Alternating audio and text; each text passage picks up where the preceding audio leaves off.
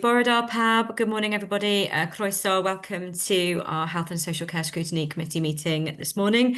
We've got three main agenda items, but first of all, I will just go through the initial formalities.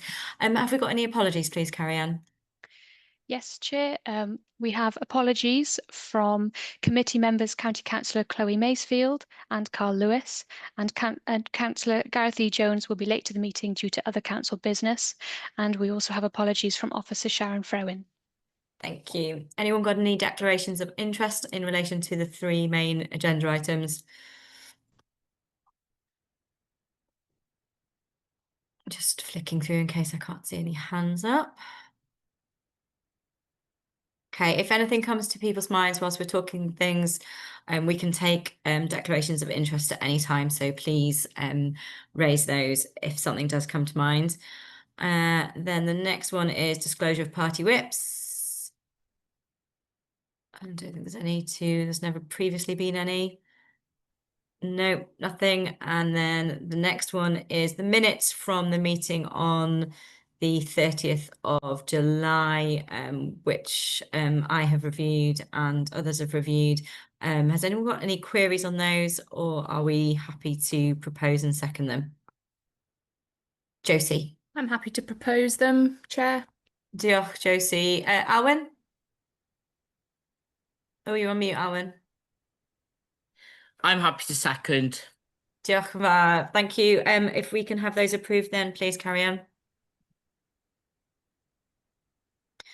Okay, the next one is work program, which I'm going to shift to the end, which it goes through what we've got on today and then also what's on our next up and coming meetings, which is always quite a movable and live planning task. So we'll move that towards the end and we'll go straight on to our first main item, which is the North Powys Wellbeing Programme briefing. So thank you to those who are attending today. Have we got Caroline, Wayne and Caris online? I'm just trying to see the participants.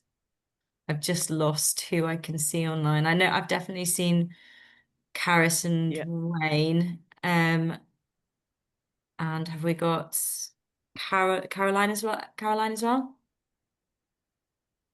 Can't see. No, Chair, I don't think Caroline is here, but I think Caris and Wayne are able to take the item. Thank you. I think Nina was going to introduce it, but I just to say to Caris and Wayne, welcome to Scrutiny. Thank you for coming along today. We're really keen to hear about this project. It's been a long time coming. I know it's for us to have a briefing on where you're at today, but we're really enthusiastic to be involved going forward. We would like to sort of have an understanding on what's caused some of the delay to date, and for factors which are within or not within your control. And then we do have a few questions on how this is shaping up. So on that note, I will hand over to Nina, and I think Nina's going to introduce it, and we look forward to hearing from you. Thank you. Thank you, Chair. Before I start, could I just check you can see my slides? Yes. You can. Brilliant. Thank you very much. So good morning, everybody. I'm Nina Davis, the Director of Social Services and Wellbeing for Powys County Council.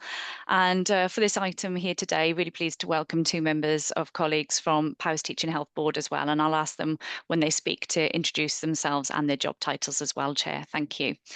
So as you have stated, we're here today to give an update on the North Powys programme. I'll cover the first couple of slides and then pass on to Wayne and Caris to take us through some of the details as well.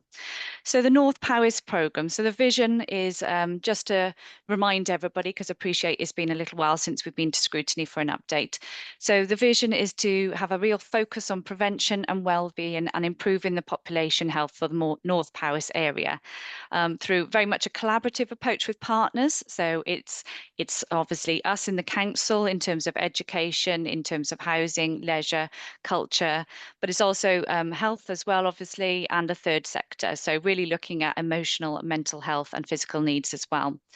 The aim is to reduce inequalities, improve access to services at local community level by relocating and integrating services from existing premises in Newtown and enabling new services as well in acute settings to be provided closer to home. So overall vision for the programme.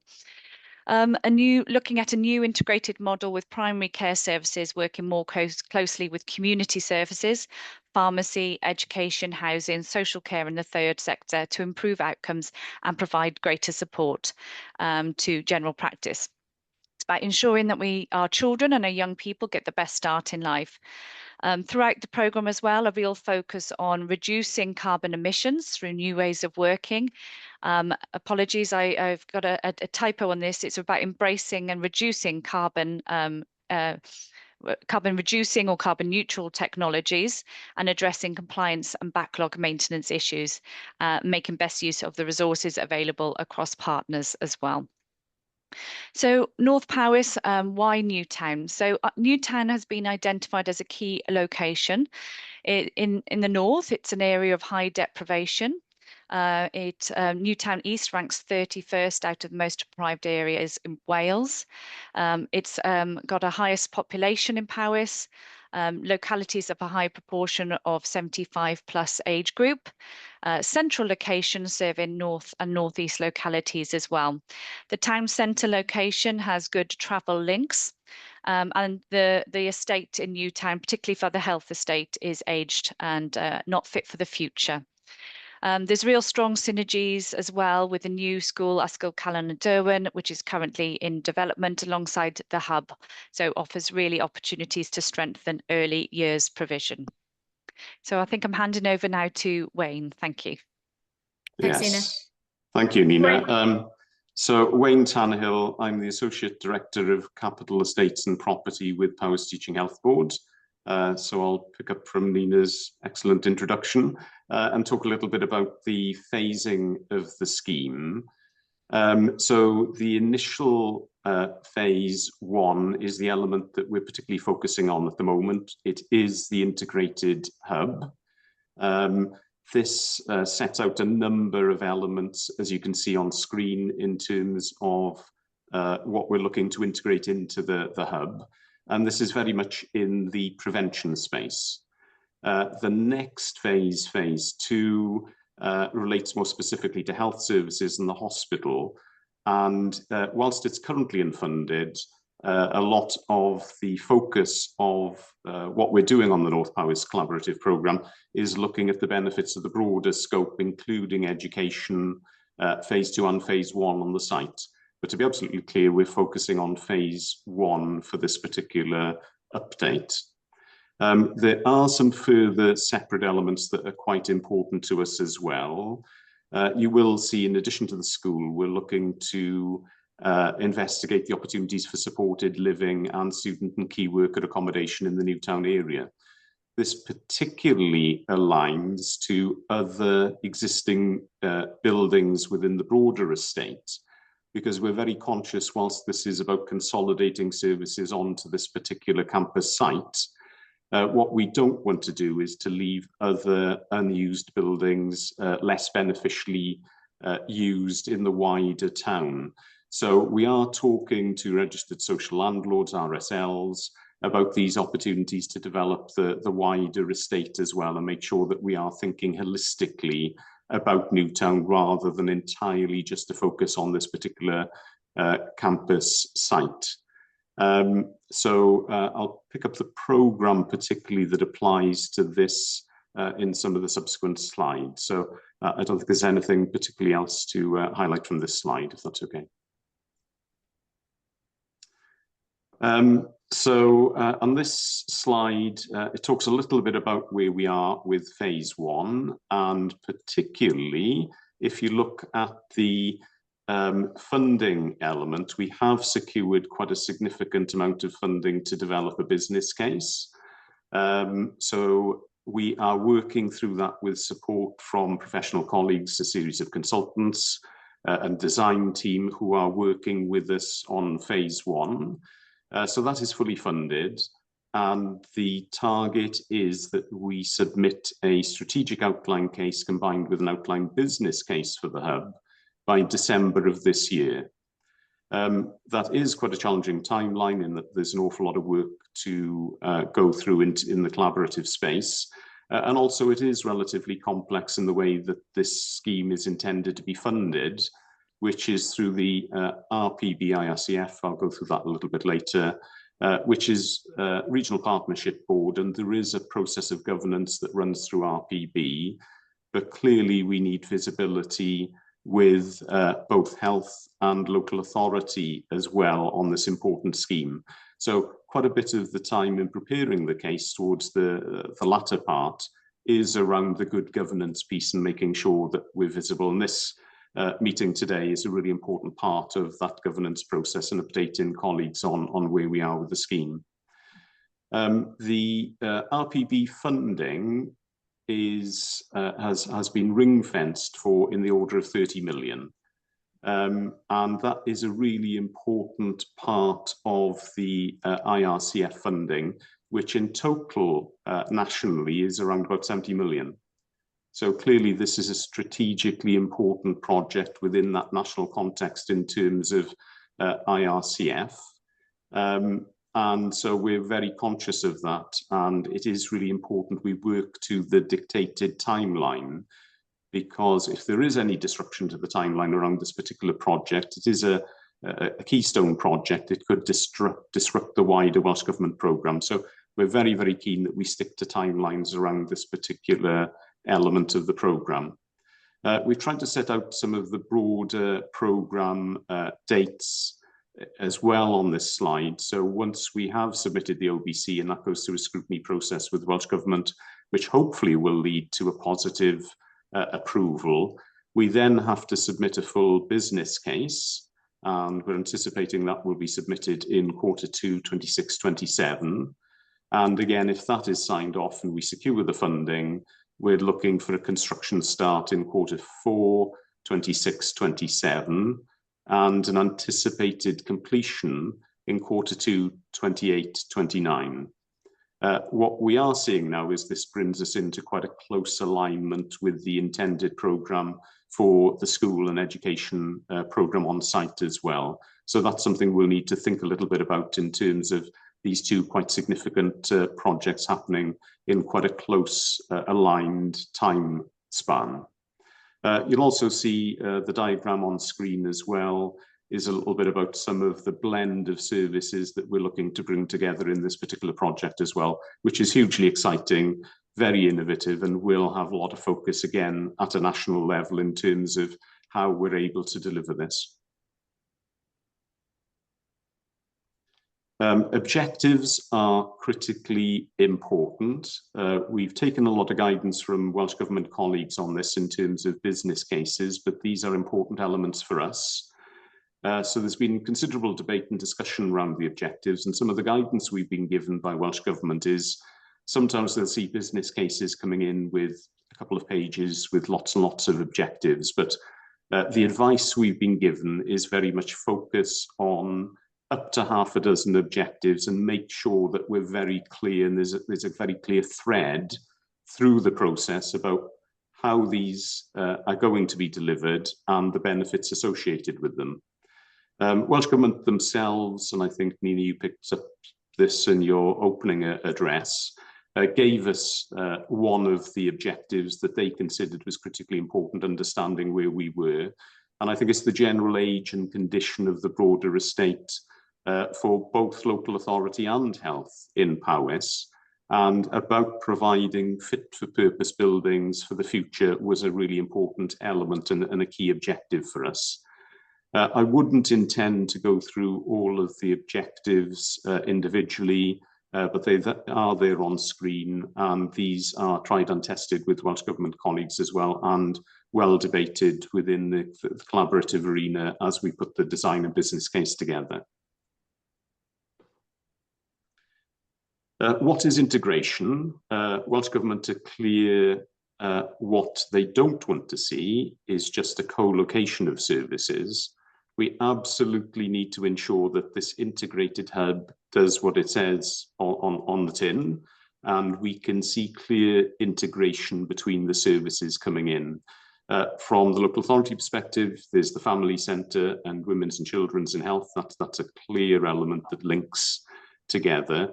But the thread of education with the school on site, the library and the other elements are also really important. So we have to work really hard to make sure that this isn't just a pick and drop of services, but we are truly pushing the boundaries, which can be quite challenging, to make sure that we're delivering the best opportunity possible, the outcomes from that, where we do have people co-located. And I think we're all clear that that will and should deliver benefits. So this isn't just about the services, clearly it's about the service users. And we are extremely fortunate that we've got a site which is really close to the town centre. So one of the things we've done on the programme to support good design principles is the programme presented to the Design Commission for Wales in Cardiff last week. They very much look at, you know, the positioning of the proposal, how it works, how it integrates. We're expecting the report in the next few days, but the feedback from the panel at the end of that presentation was a very positive one, particularly around the location and how it can work with the town centre and other amenities in Newtown.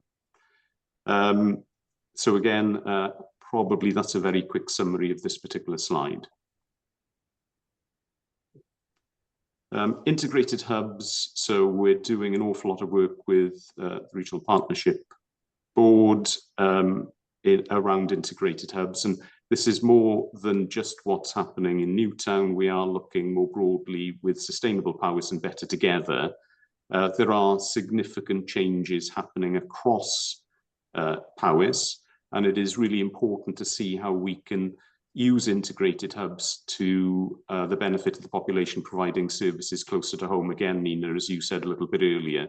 So whilst the focus today is very much on Newtown and North Powys, there is a wider RPB commission piece of work to look area by area around the county, to look at any gaps in the need that are very particular to the individual communities, and how integrated hubs in a very planned and strategic way could be brought together to provide that cross-county supporting network, very much again in the preventative space and reduction of pressure on hospitals and healthcare and ultimately social care as well. So I think, Caris, were you going to pick up at this stage? Yeah, thank you very much, Borida. Good morning, I'm Caris Williams. I'm the Clinical Change Manager working on the North Powys programme. I'm a nurse by background and I've worked on the programme now for about 5 years. This slide really explains the services. Wayne touched on them, but it explains the services in more detail of what we're looking at providing on the site.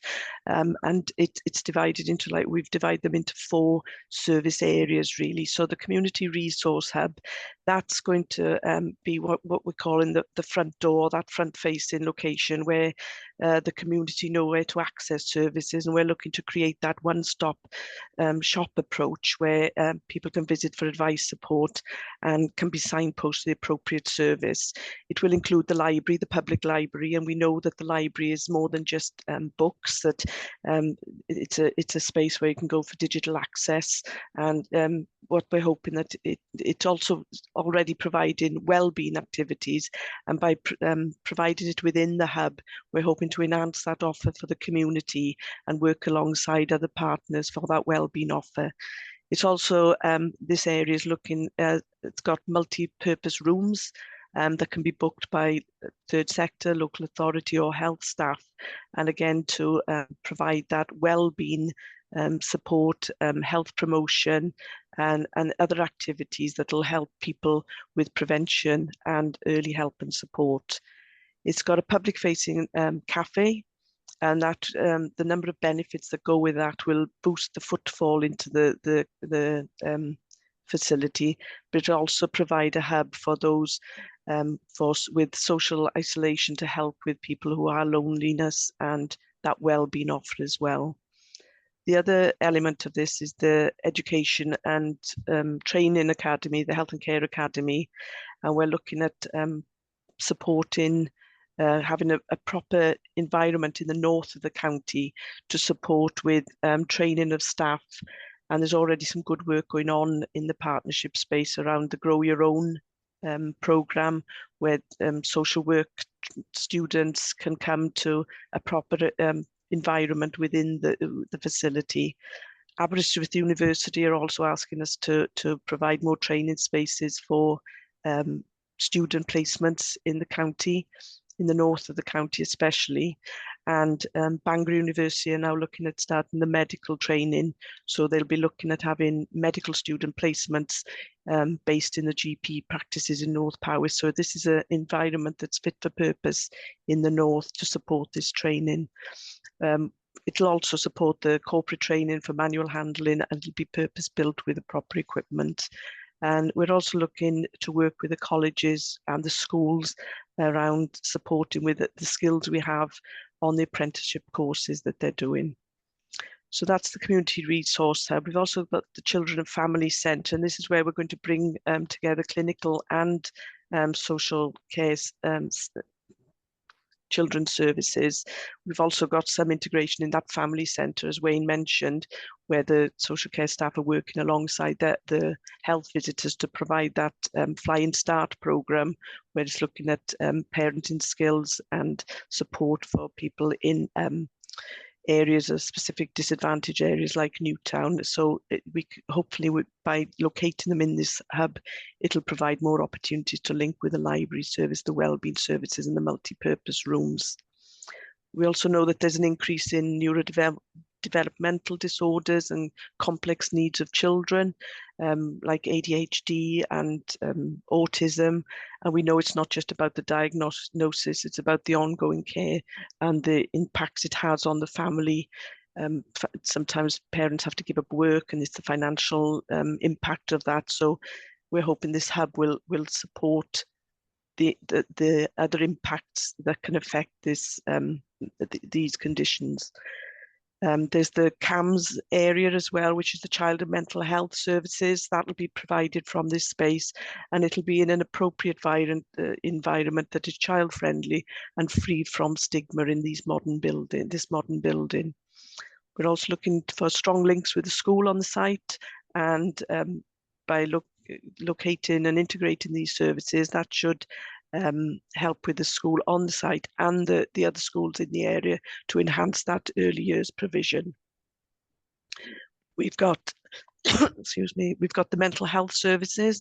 We're looking at a single point of access for all these services, the wellbeing and mental health services on the site. And we want to provide a space for early intervention and targeted intervention for individuals who have suffered the impacts of trauma and adversity. And we want to support them to be able to self-manage and heal in these modern therapeutic environments. We could also signpost to more wellbeing services, the third sector services, and the social prescribing of art therapy, gardening, and to help shift that focus to a more mental and emotional wellness away from the illness. We're mindful that there's already a lot of current services within Newtown that are already providing some of these services. So what we don't want to do is duplicate the services. We want to complement the services by the signposting and working together with individual services. And lastly, we've got the primary and community care. We want to base the GP practice on the site, and we know the evidence suggests that approximately 20% of GP attendees are now for non-medical reasons like loneliness, debt, housing problems, which can't be met by the GP practices. And evidence from the King's Fund also suggests that 40% of GP appointments are for mental health issues that again can't be addressed in the GP practices. So by co-locating and working in a more integrated way on this service, we would move away from that medical model more to that social model of health, where the community assets can support better health promotion and health education. We're looking at bringing in community pharmacy, and again, that's where they can support for advice and treatment for minor illnesses and ailments to prevent them going to the GP and reducing another way of reducing that burden on the GPs. There's a community dental service that will be located there as well. And we're also looking at bringing community services like district nurses, rehabilitation services, specialist nurses, the reablement to work in a more collaborative way to support people with frailty, complex long-term needs to prevent them going into hospital and ensuring that they're staying well in their own homes.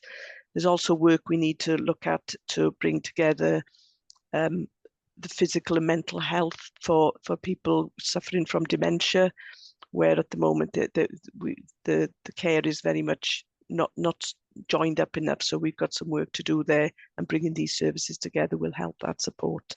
So obviously a lot of this is work in progress. We've got a lot of work to do. We have visited other sites. We visited some hubs in Tredegar, the Bevan Centre. We've visited the 19th Hill in Newport, and we've also visited Bromley by Bow in London. And we've got links with the Sea Change in Devon. And obviously some of these work in very different ways, the hubs that we visited, but we can take a lot of learning from this in our planning for the future. So thank you. I'll hand back to Wayne now. Thank you, Caris. And just to pick up a little bit on what you've said there, it is really important that we're not doing this work in isolation. We are looking at what colleagues are doing in other reference sites, such as Bromley by Bow and other sites currently happening in Wales. So that's a really important part of us developing the scheme. It is work in progress at the moment. Until we get a little bit further down the road, we won't have the more detailed plans that we'll be able to share. But some of the benefits are explained on this particular slide here. Just briefly, I'll pick on one element and go into it in a little bit of detail.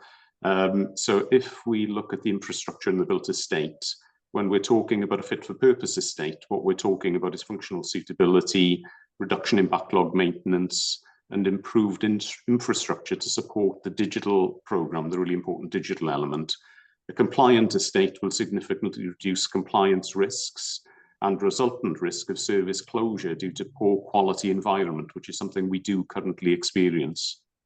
A sustainable estate will be about improved performance, reduced revenue costs, again, a really key element of the business case, and alignment with decarbonisation targets. An accessible estate will improve accessibility. Again, the location lends itself to that. We're thinking very carefully about even door access into the building and how we arrange that. And it's about embedding things like dementia-friendly design. A quality estate is improving user experience and perception, but also staff experience. And an efficient estate is about rationalisation of the built estate, reduction in waste by reducing duplication and poor building utilisation, another really key element, and the ability to provide many more services within a relatively modest footprint through co-location and effective room booking systems. So that's a very quick summary of the slide, looking particularly at one aspect. Thank you. So I just wanted to, just a last couple of slides now, Chair, but just a reminder of the timescales that we're looking at now for this programme moving forward. So North Powys Wellbeing Programme Board approval is set for, they've got a meeting booked for the end of November. And then the key dates really to hit that submission to Welsh Government deadline in December, with the final kind of reports going to Powys Teaching Health Board, Powys County Council Cabinet, and the Regional Partnership Board on the same day, in 16th of December. And we have provisionally requested a slot with yourselves in Health and Care Scrutiny as well on the 12th of December, so that you can feed into that. So just a quick reminder of that. Apologies, I just lost my slides. And then the last slide, just Obviously, stakeholder engagement has been continuous and has been taking place over recent years. It's been a really important part of it. There's been a really period of intense dialogue with service staff. So as the building plans and operating models have been developed and are developing, that work is still on progress at the moment as well. So a lot happening with service staff across the organisations at the moment. We have a period of public engagement scheduled. So that's scheduled to start in October. I don't have the exact date in October. We'll advise as soon as we know that, through to November. And that public engagement is going to be including visuals of the proposed new building, its location. And we'll be having specific engagement with county councillors, staff, town and community councillors, campus neighbours, politicians, partner organisations, and of course, members of the public. So just a really key a note for you all is about that really important public engagement period that's coming up shortly. And then further engagement with stakeholders will continue throughout the life of this phase and for future phases as well. So I'll end the slideshow there, Chair, but happy to take any questions, obviously, that you and the committee may have. Thank you. Yeah, thank you. Thanks, Nina. Thank you. Thank you, Caris and Wayne, for your presentation. I think we do have a few queries. I appreciate that things are still fairly high level, but I think it would be worth, just as we're in a public setting, giving an overview as to why there's been so much delay with this in terms of how, and I think there's been a lot of pause on terms of approving financials, etc. But obviously it's been going on for a number of years, and so it would be good to know, where the delay is sat with. Secondly, in terms of public engagement dates, could we be provided those, Nina? Just, I know we've potentially thought about whether or not we might want to do a working group, but I think it would be helpful to have those as a starting point and to see whether we can then feed into or form a working group in advance of us having the scrutiny in December before it going to Cabinet. And then I think my other areas of questioning is more to do with sort of the specifics and when they will start shaping up and how we will have sight of those and those governance arrangements that will be particular to those specific shared services and integrated services. But on that note, I don't think you need to answer anything immediately that I've raised, Nina, but I will hand over to Chris, who's got his hand up, and see if he's got some questions he'd like to raise. Councillor Chris. Thank you, Chair, and thank you, Nina, Wayne and Caris, for a really helpful presentation. There's a lot of things I like here. I welcome the focus on well-being and prevention. I think that's really important. I do welcome that we've got the funding to enable us to start the work around the development of the strategic outline case on there. And then I also had missed, but Wayne kindly highlighted it, the integrated hubs. I see that is a way that we can connect the local authority and the health board with the sustainable Powys model and also better together. So those are real positives that I see coming out on it. The cafe was one thing that I did pick up on as well, and Caris did mention things where it's going to be addressing things like loneliness, and I think that there are lots of added value within there, and it can be a contact point and working together. But some of the stuff that has been mentioned is familiar. And I'm trying to see what is the uniqueness of this approach coming together. There was one statement that was made in there about it was to do with the funding. We'd been given 971,000, and then it had to anticipated value of 30 million. I just wanted to understand that a bit more, because it's a statement in there, but it doesn't really explain it. So I think that would be helpful. In relation to the impact, we're already seeing within social services a growth in demand. And I just want to make sure that within the modelling that you've done for this service and the services that it will provide, has it built in a resilience around demographic growth? Because once you put a new service in place, a lot of people might start using it. And has that been anticipated? The other one then is, who's leading on this? Is it the local authority? Is it the health board? Or is it the regional partnership board? I'm not fully clear of that relationship and the leadership on there, and that.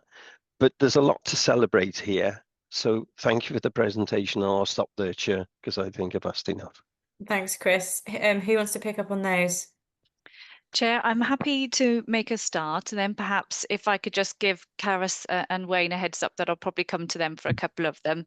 In terms of the delays, and then Councillor Chris, you've asked about the funding, etc. I think, Wayne, if it'd be all right if I came to you after to pick up on those.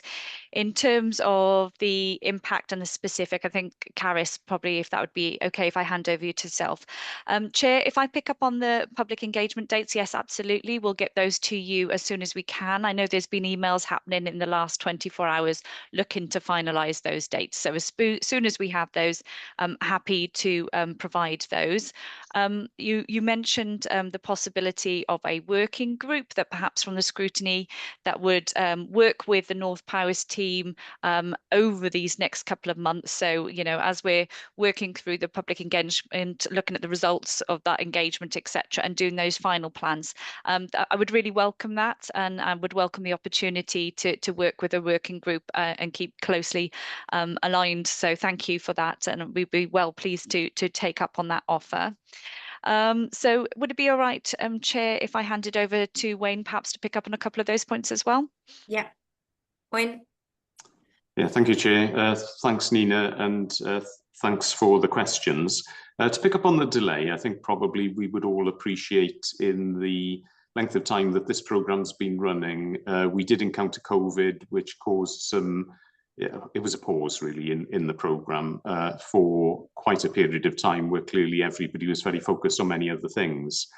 I think what happened subsequent to that, which was quite important and again driven by Welsh Government, is that they recognised in the capital arena, as funding became a little bit of a challenge post-COVID, that there were so many business cases coming in across Wales that they didn't have the funding to support all of them. So they paused business case submissions for probably about 12 months as well, whilst they went through a prioritisation process. So in other words, what they tried to do is balance the business cases, the prioritization of them against the money available. So in fact, what they did is they introduced a sort of red line that either schemes were okay to proceed with the business case or they were put on hold. We were very fortunate following the end of that quite protracted process that the North Powys programme and the integrated hub became one of what they've called the green list items. So in other words, again, alluding to the second part of the question, the 971,000, that meant that Welsh Government were happy to fund the money to progress the design and the business case development with a view to ring fencing at a point in the future, the 30, and it's actually 30 to 32 million for the construction of the scheme. So the funding that we've got at the moment and we've secured is very much around the strategic outline business case development through to the end of the year. We would then seek further funding for the full business case, but Welsh Government, in a very detailed planned programme of capital investment, now are starting to put these bigger schemes on that pipeline so that if they are approved, they know they've got the funding to enable them to go forward. So I think everybody would accept it's taken far longer than we've wanted to get here. But I think the reassurance we can offer to the committee is that we're now on a very well-defined timeline that I think, you know, we are progressing to. And that's also really important. The Welsh Government team came to Newtown, the RPB-IRCF team, earlier this month. They walked around the site. This is an important project for them. And one of the things they said, the really key IRCF projects, they're seeing slippage in a number of the larger projects, but not ours. So they were very complimentary that we are keeping to timeline, and very complimentary about the nature and scale of the project that we're developing here in North Powys. So hopefully that addresses the couple of elements of the question that were for me to pick up. Thank you. And Caris, on other parts of the question, I know there's other parts on the community cafe and the who's leading on it in terms of the three different organisations. Yeah, thank you, Councillor Jenna. I can pick up the cafe and the uniqueness of the cafe. What we're looking at is not just a social space for that cafe, but also it could be a waiting area as well, so people won't have to go to certain waiting areas. That with technology of apps and things like that, that they could have texts for their appointment is ready. So this is work in progress, that we are looking at different solutions, but it is more about that social waiting area, but also that there's opportunities that we could have health promotion in that area for things like Macmillan could have a pop-up stands there for some days. So it is very much about that health promotion while people are waiting and socialising to wait for appointments or just going in to visit the facility. We're conscious that there are other cafes within the town centre. We have spoken to a couple of them cafes, and they have very much said that you need a cafe for that footfall, and it is something that would bring more and more people into the centre. But obviously we're at early discussions at the moment, and there is much work to be done on how we will actually operate that cafe. I'm just going to see if Councillor Josie wants to come in on this point, because in our pre-meet we discussed about sort of the long-term vision of this. Josie, did you want to follow up on that? Yes, I did. Yes. So firstly, to thank everybody for the presentation. It's a very exciting project moving forward. But yes, the point that I'd like to bring up as part of Councillor Chris's is would it, the sort of the longevity and where the funding would come from to keep open the community cafe, whether it is a waiting area or a hub space, and whether there was any need to look at a business model in there, or whether it would remain as a community space. So that was my question following on from Chris's point. I do have another question, Chair. Do you want me to raise that now? No, I'll if you keep your hand up, I'll come back to you, because I think there's still a few questions of Chris's that need answering. Thanks. But thanks. Caris, is there anything else you can add to the cafe? I don't think at this stage we can. Okay. We need to look at it more. We know that there's a successful model in Machynlleth, in the new development in Machynlleth. So it's looking at the options really at this stage. So I can't, apologies, but I can't give you any more details at this stage. Okay, all right. I think one of the points that Josie's making is that, you know, as you develop it, we would hope that it's got a vision and certainly that which will give it focus. So yeah, thank you for that. Chris, I think some of your questions still need to be answered, and just saw that Wayne's hand was up. Yeah, Wayne, I mean the one is about the resilience of the model. Are we factoring in the change of demographics? Because we know we, as a county, we have an aging population which is going to grow, and if this is one of the biggest areas, has that been factored in as a part of that on there, so it doesn't then become restricted to what it can do on the going forward. Wayne, are you able to come in on that, and also on, you know, how this is being, who's in charge really is the question. That's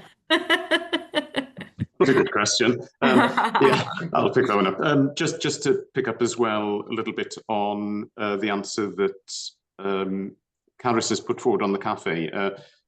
the reference to Brodyvi Hospital, Machynlleth, we do sort of operate a cafe out there from there, which is outward facing from the reception.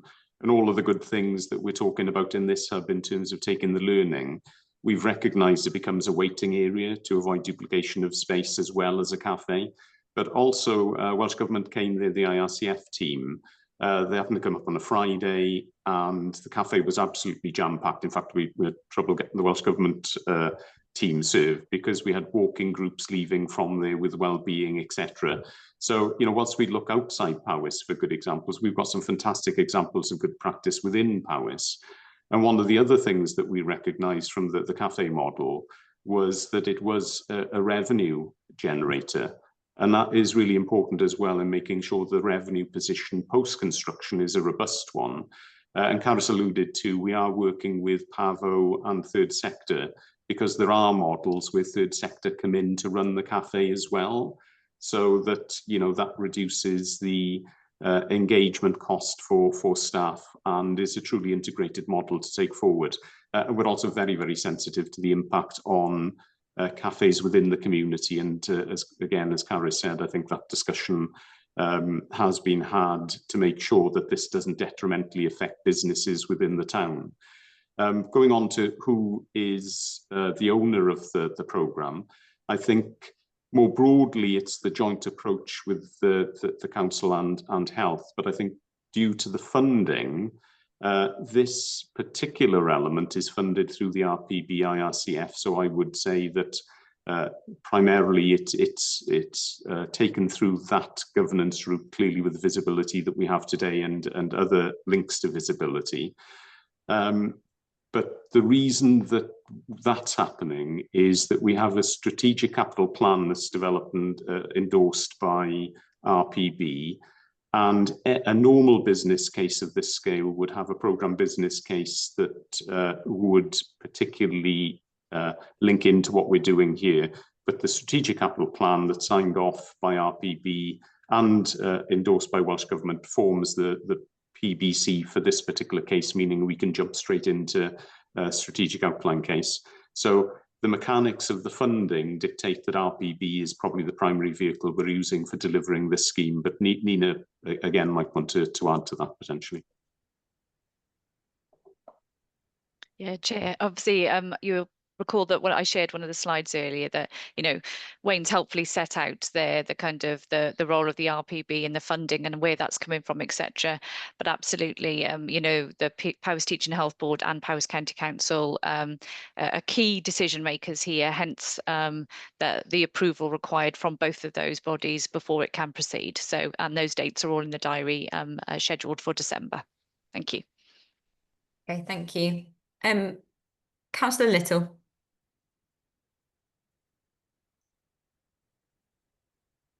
And I seem to be having some technical difficulties here.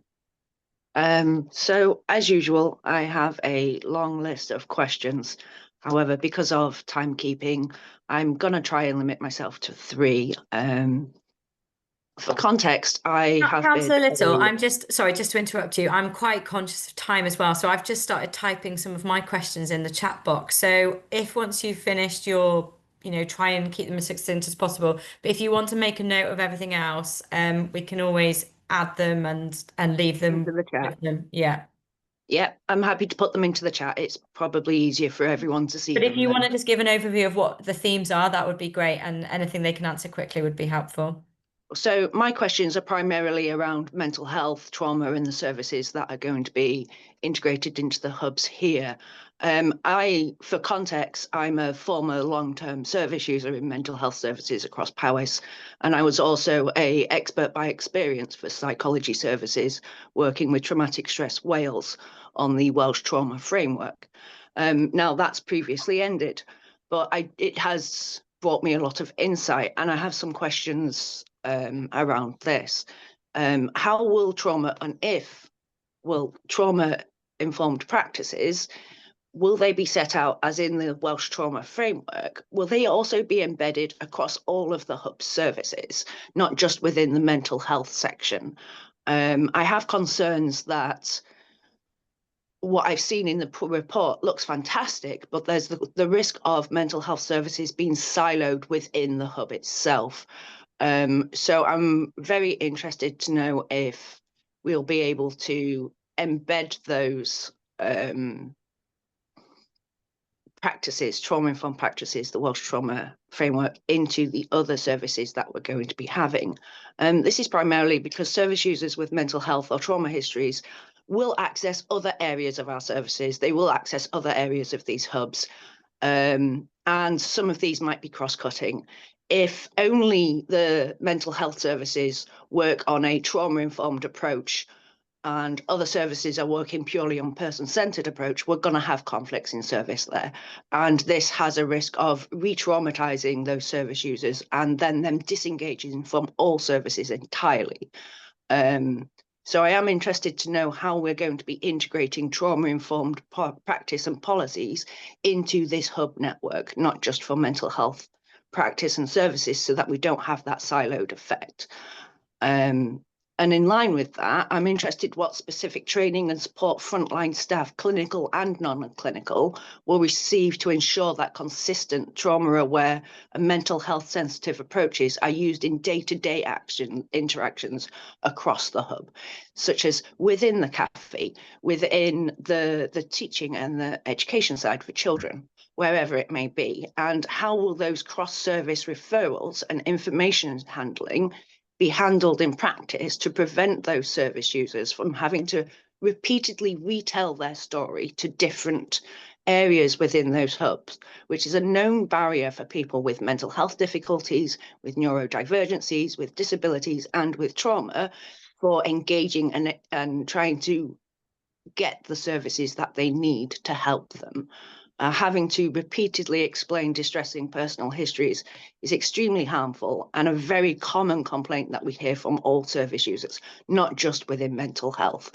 So I think a clear operational process is needed to ensure that seamless joined up care across all departments within the hub. And I'm wondering if that has actually been considered and will be implemented within this. I'll put the other questions in the chat. Thank you, Little. I think the point that you're making is it's great to hear your experience on the trauma-informed stuff, but the key point for this is to make sure that there is a shared integrated vision, and if that's, which we would expect it to be, is bringing in line trauma-informed models, how are they ensuring that within the governance and operational design that everyone is on the same page? So that, I think it would be helpful to know how those visions are being brought into the next stage that we'll see in December. And yes, thank you, Little. If you're able to put any other questions in, I've just put some questions in as well, and I think yours fits into sort of my sort of the main thing that I'm asking as well. Councillor Josie. Thank you, Chair. It's just a very quick one. Could we possibly have the answer to the proposed service user catchment area for the North Wellbeing Hub, please, made evidence today, as to whom will be available to use this service, with it being located where it is? Yeah, thank you, Josie. And that is actually bringing me on to my last point that I was going to just ask if Wayne, Caris and Nina are able to just comment on, is that this isn't called the Newtown Wellbeing Hub, it's the North Powys Wellbeing Hub. At what stage will we see how that outreach will work? And you know, I there's things that I would like to hear more specifically on that, but when will we get the specifics of that? Have you got ideas for satellite or mobile provision where things are run from Newtown but reach further afield? You've mentioned about the schools' involvement and interacting with other schools in the area. Again, how and where will you reach? So that, as you can probably hear, we've all got lots of specific areas that we're interested in and questions, and maybe we are coming down to the detail more quickly than you're ready for, but we're keen to get to that. So if Nina can pick up on those sort of last few points, and Wayne and Karis finish off, just to close down this item, that would be great. Yeah, thank you, Chair, and thank you to committee. Some really great questions and comments and challenges and suggestions, really. And yes, some of that is in the future. We haven't got all the answers here today, but it's really helpful for us to have those questions so that we know, for perhaps when we come back in December, we know what areas you'll be interested, and we can focus on making sure that we answer those as well, coming forward. So we'll take those away. And I'll also, if we can set up a working group, it would be perhaps great to get into some of this detail that's been raised within those working groups as well. I might just ask Karis to confirm on the catchment area, etc. But I've noted, thank you, Councillor Little, for the points about trauma-informed practice, the importance of making sure that's embedded across all services within the hub. I think that's a really important suggestion. Thank you for that. And also, you're wanting to get into the detail of the training and support that'll be provided to staff as well. Some of that, of course, will be planning to come, but made a note of it because it's really important. You're absolutely spot on about that seamless, joined up care within the service, and that's one of the kind of benefits that we're hoping to get from this hub, is very much that integrated, seamless services for people. So completely agree. And of course, we are just at the SOC OBC stage at the moment, with a full business case to come as well into next year. So a lot more detail to come. So I've made a note of all the questions. Very happy to pick up on any questions that you provide in the chat, but also, if you want to provide any to myself later by email, happy to pick those up as well and get back to you where we can, or explain to you when we will be able to answer them if we don't have that information at the current time. If that would be okay with you. Thank you, Chair. Yeah, thank you. And thank you to Wayne and Karis. Did you want to, oh, Sian, I can see you've got your hand up. Did you want to just come in on anything? Thank you, Councillor Amanda. Very quickly, I just wanted to add a little dimension to the conversation about the community cafe, and noting Councillor Chris's observation that he wasn't too sure what the uniqueness of it was. So, of course, a cafe space does enable a person who might feel uncomfortable to feel more comfortable in a space. You've got a reason to be there because you're sitting there and you're taking coffee rather than wandering around a facility. And we do want people to become comfortable with this as a community hub and a space for them to use. So cafes universally do that. That's not unique, but in the context of the project, this project itself, we want people to be encouraged to use the wellbeing services and encouraged to use the social groups to build up wellbeing and to build up social connectedness as preventative measures against poorer health later, obviously. And the layout of the building is being planned to encourage that by having the wellbeing rooms and the wellbeing services being the services that you would encounter first on your route to the clinical services. So the cafe is all part of that to help people to become familiar with the range of wellbeing based services and encourage them to actually use them as well. And I wanted to address Councillor Chris's question around the projections around demographic growth having been accommodated. I might have missed it, but I don't think that was covered, and I wanted to assure him that they have been. And of course, the demographic growth, we know it will happen in terms of aging population, and as people get older and frailer, of course, they need services more. However, the preventative model that's built in as a front-facing part of this project should also mitigate against that as time goes on, and that will be worked out as we go forward. I just wanted to make that point, and others with more specialist knowledge around the inclusion of the demographic projections might want to come in and let me know if I said anything wrong or if there's anything to add there. Thank you. Thanks, Sian. Okay, but I think we're going to have to move on because we've got quite a busy agenda, and I'm already 10 minutes over my planned timeframes. No, not for you. Not you don't need to apologise, Sian. We've had lots of questions as well. But yes, thank you for presenting on that, and we look forward to the next phase and being involved. So the next item is the Regional Safeguarding Board annual report. I think we've got Julie. who's from the board, and then Holly, Karen, and Joe. I'm not sure I can't see everyone who's in, but I'd just like to know who's introducing this, please, and who's leading on it.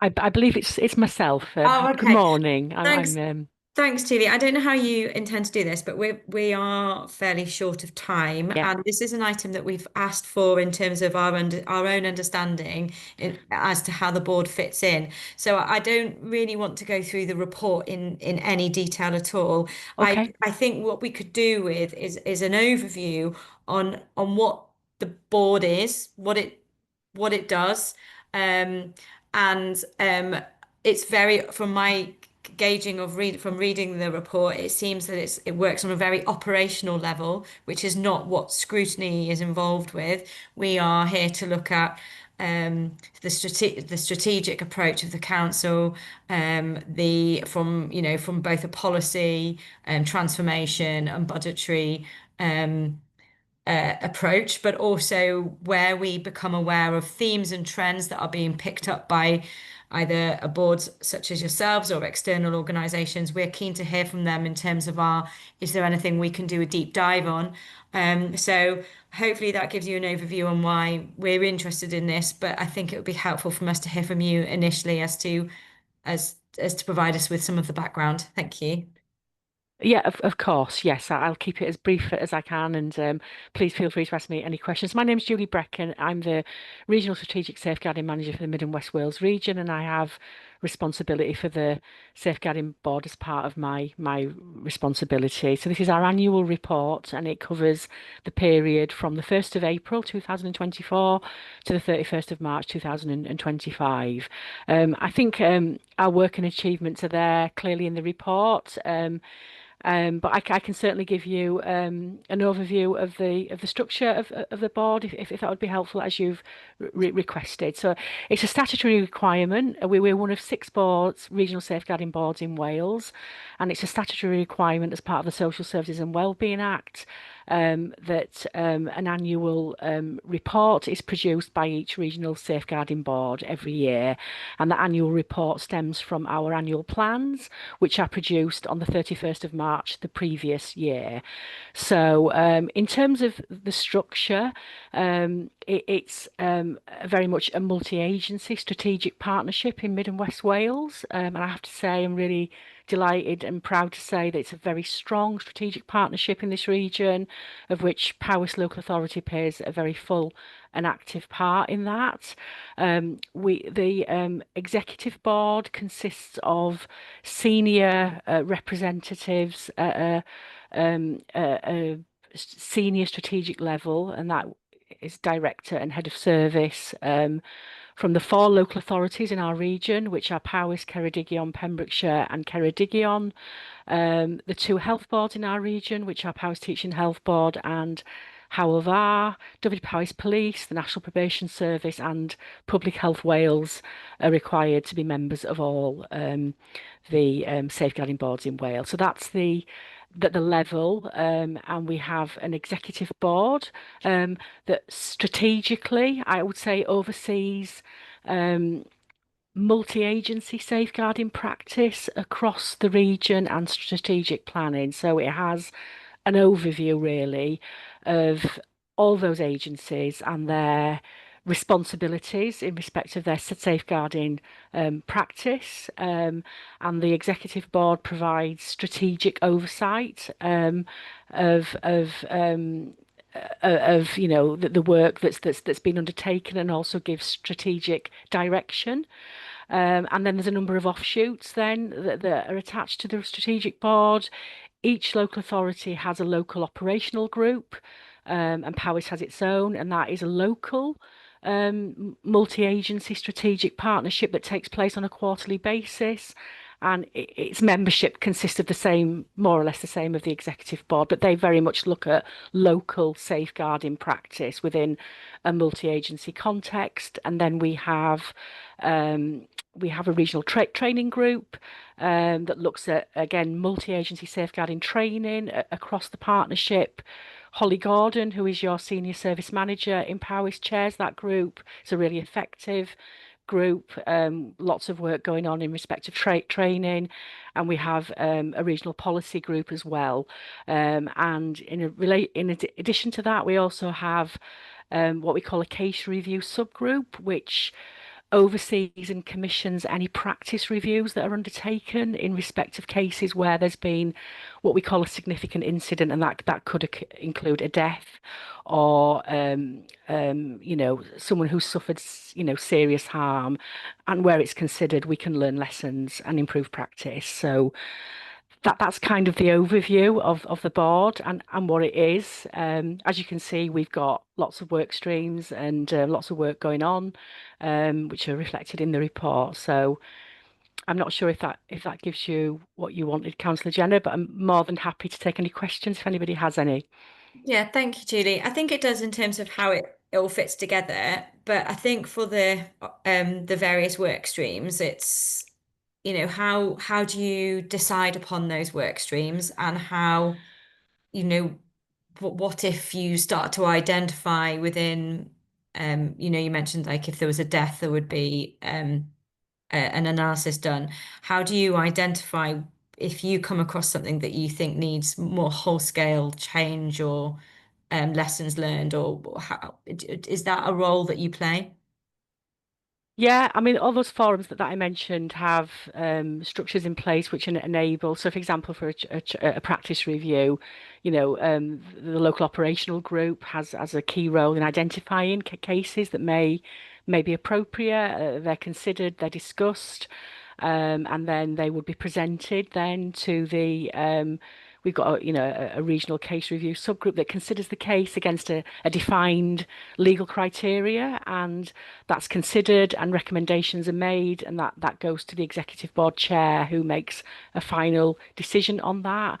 I mean, all our work streams really stem from our annual strategic plan that's published every year, and that really directs then all the other offshoots and work streams, and it's linked to that. So it's almost like a 360-degree cycle, really, and the executive board then gives higher level strategic direction on the areas that we've identified in terms of safeguarding practice and what areas we need to focus on.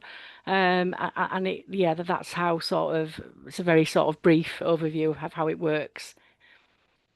Okay, thank you. Right, councillors, if you've got any questions, can you start thinking of them? And then Nina, I think I'd just like to ask you, what's your view on how scrutiny, or should scrutiny have any part to play in reviewing or being updated on this going forward, or is it more operational?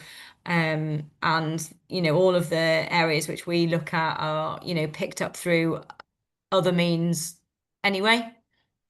Yeah, no, thank you, Chair, and thank you, Julie, for coming along this morning. I think it's really helpful and useful for health and care scrutiny to have have that overview and kind of update on the work and the very important work that happens in the Regional Safeguarding Board.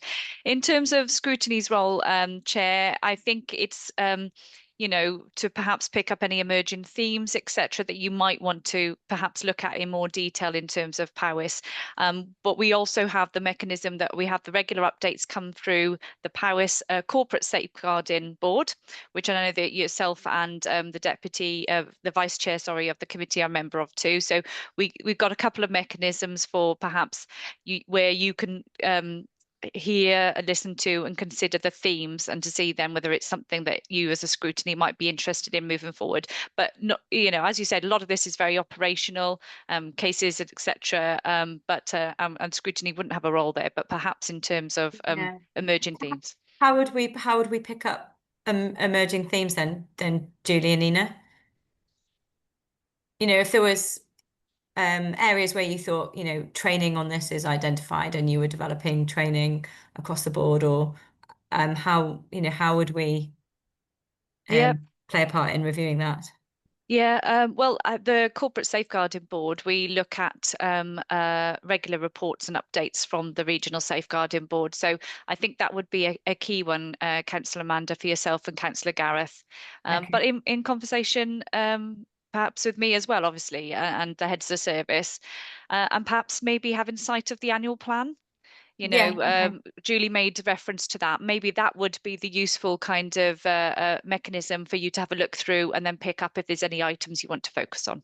When is the annual plan developed? It's published on the 31st of March of every year, and then this year we're reporting on the annual plan that was published in 2024. So we're a year ahead, if that makes sense. So we're reflecting on our plan from 2024 this year.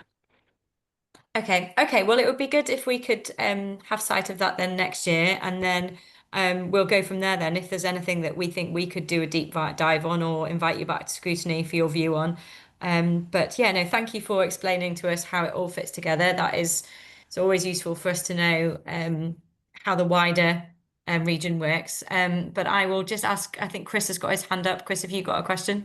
Yeah, I mean, I just wondered, Nina, do you utilize this in relation to any of the policy development within Powys, and how around good practice that has come about, and then what are those mechanisms of communication within the teams to enable that to come through? Because as Councillor Amanda has already alluded to, a lot of this is operational and feels very operational, and that's not really the role of scrutiny, but lessons learned and any implications for specialist training, for example, would be, and then obviously are there economies of scale through shared costs?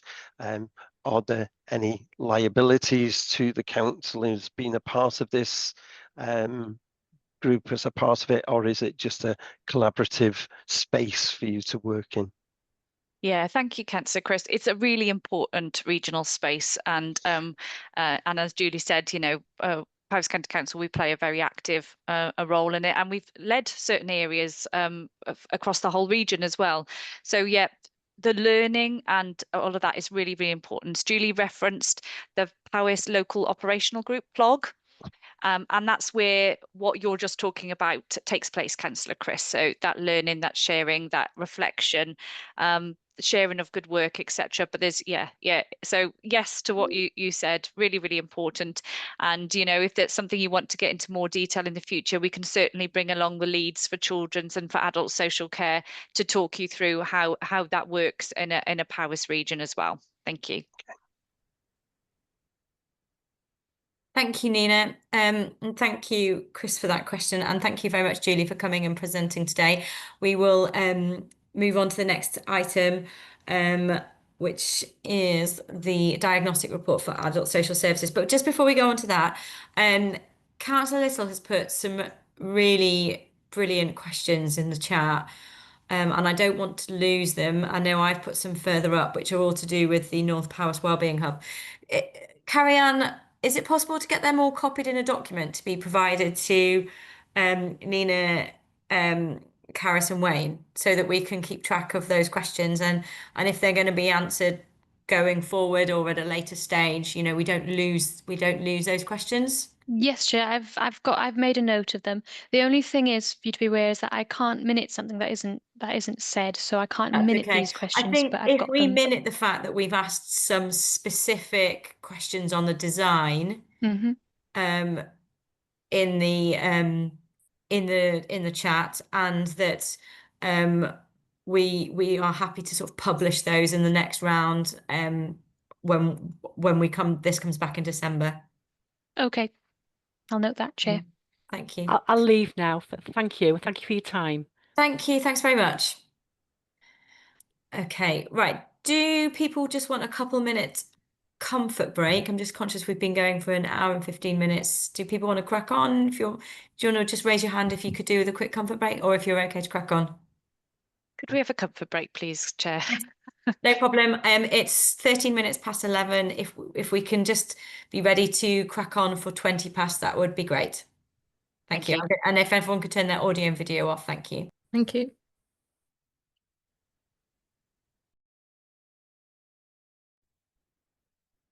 Hello everyone, I'm back online, so hopefully everyone else is here too.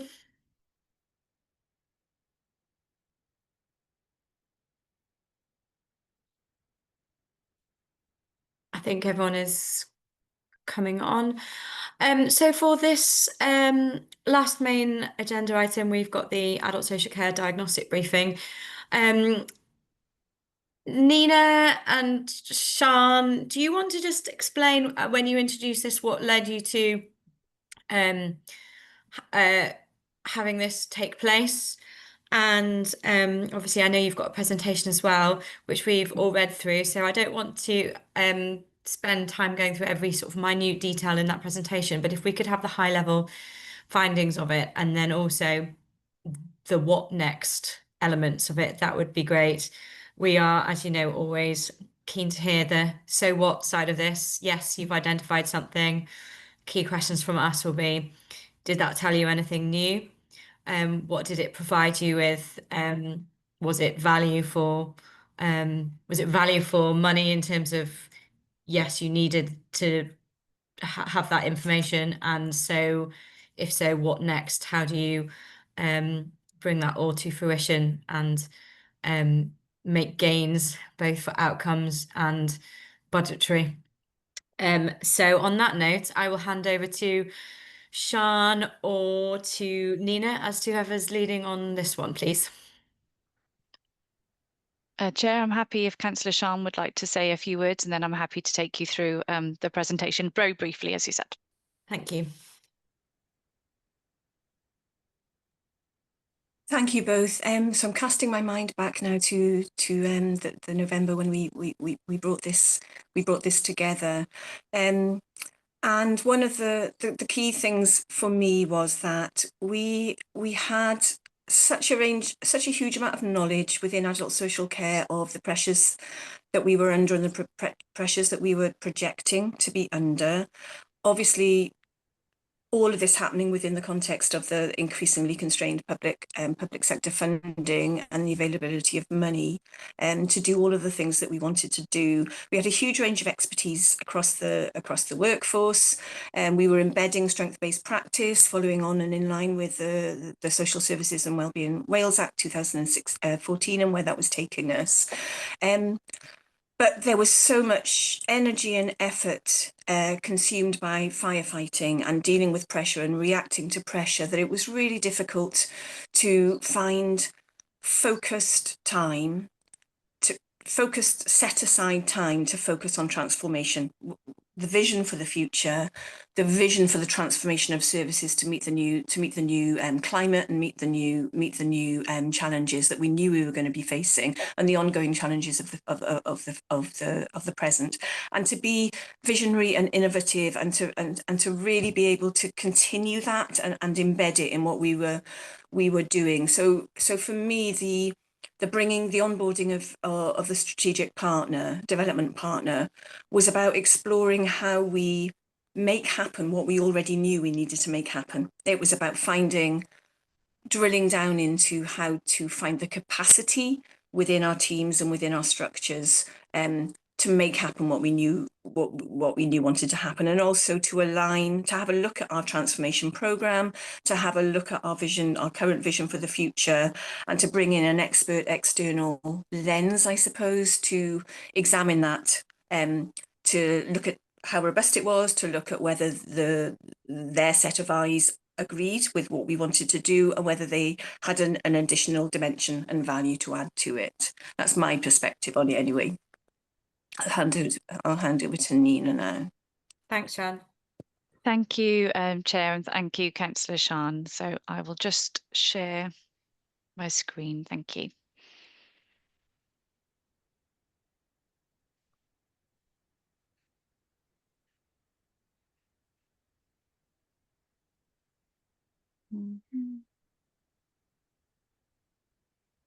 Could I just check that everybody can see that, okay?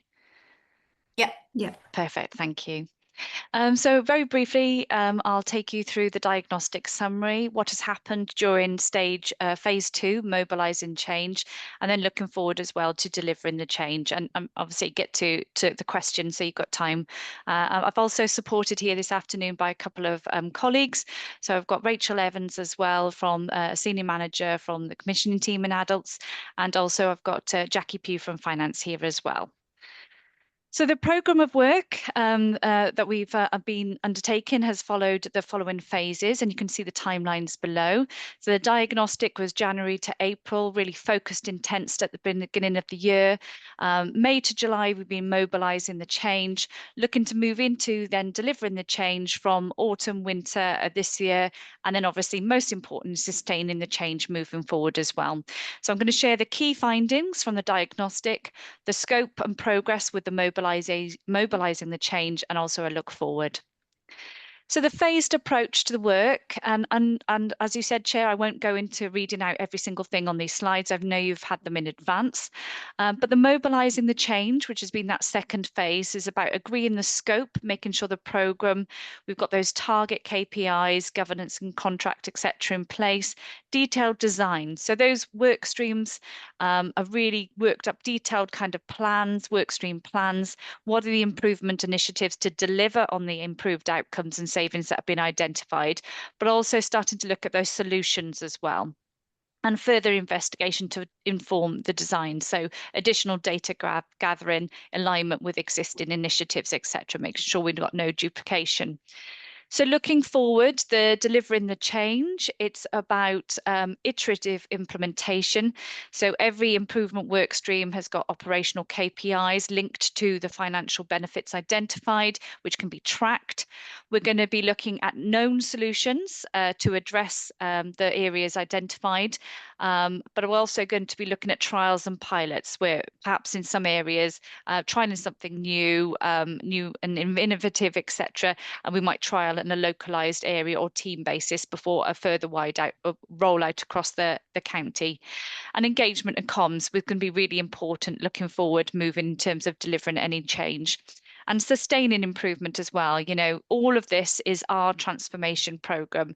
It really is us that we're going to be delivering it, etc. Making sure that that way of working is embedded within the service as well. So we can keep iterating, we can keep improvement and keep making those improvements, sustain them, but also look to what else we can be doing moving forward as well.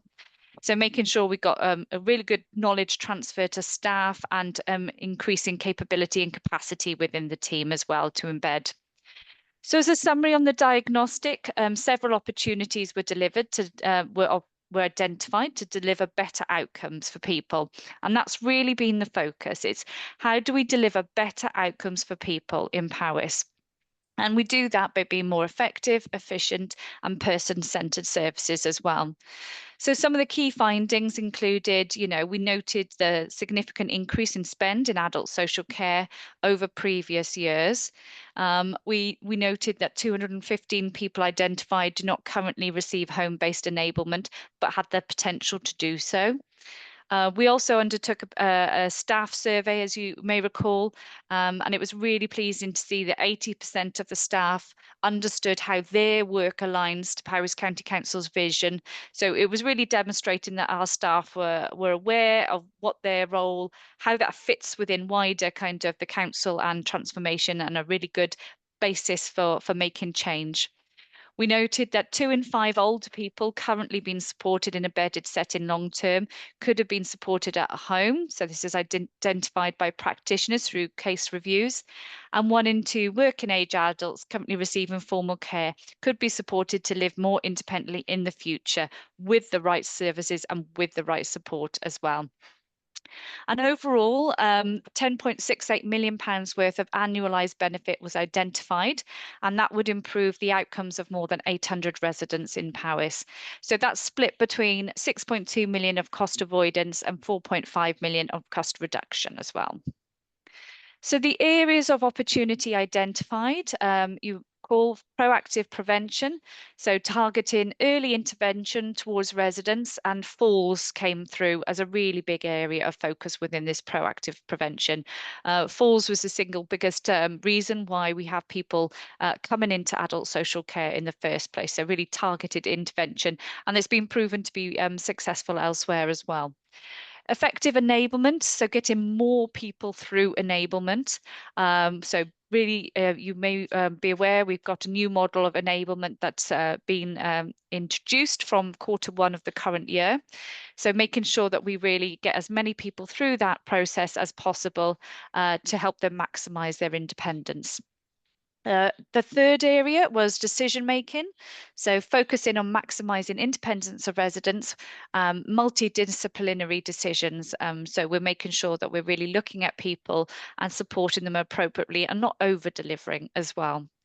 Independence planning, so reviewing packages, creating personal independence plan, evaluating if other settings could be more appropriate and can enable residents to be more independent. So really key piece there around independence planning.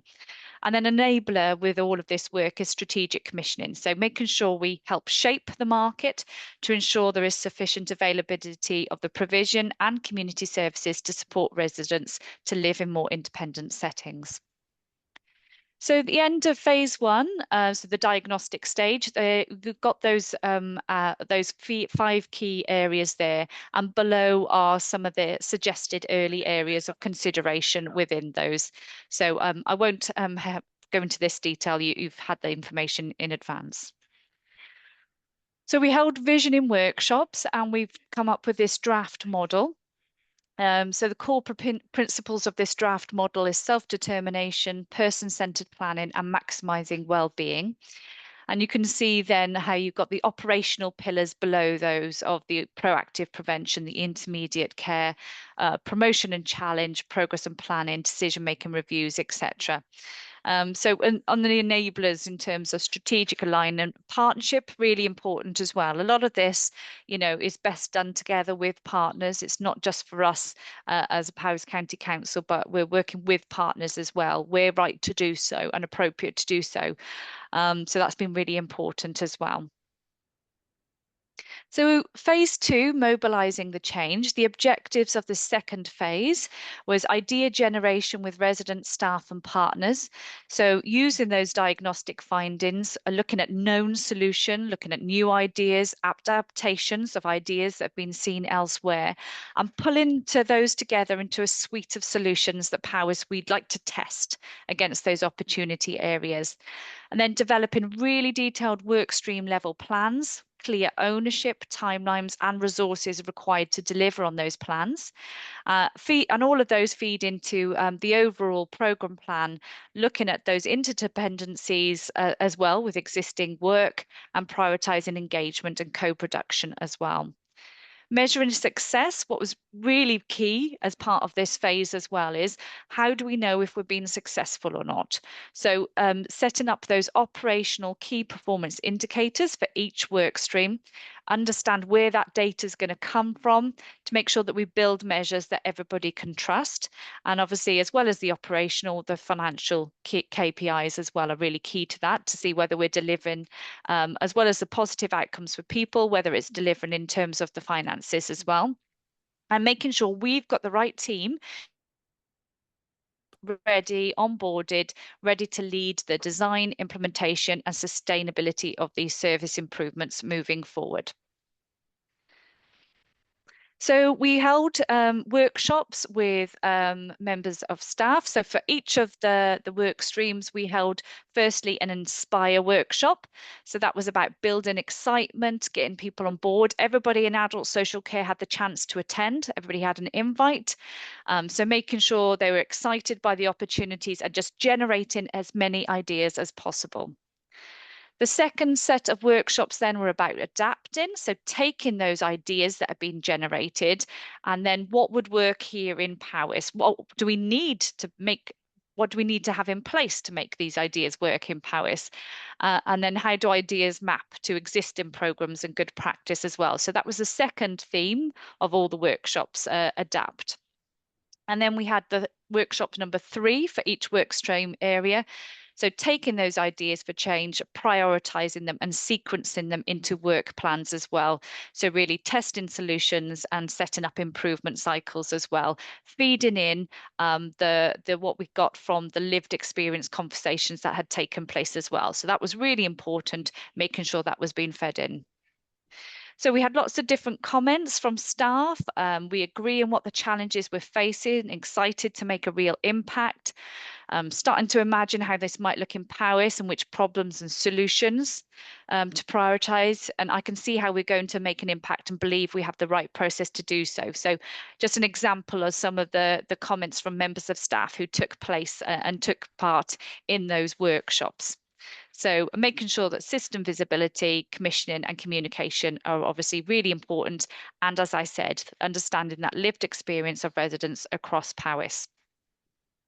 So we heard inspiration stories from other local authorities and transformation programs. We had more than 140 improvement ideas generated.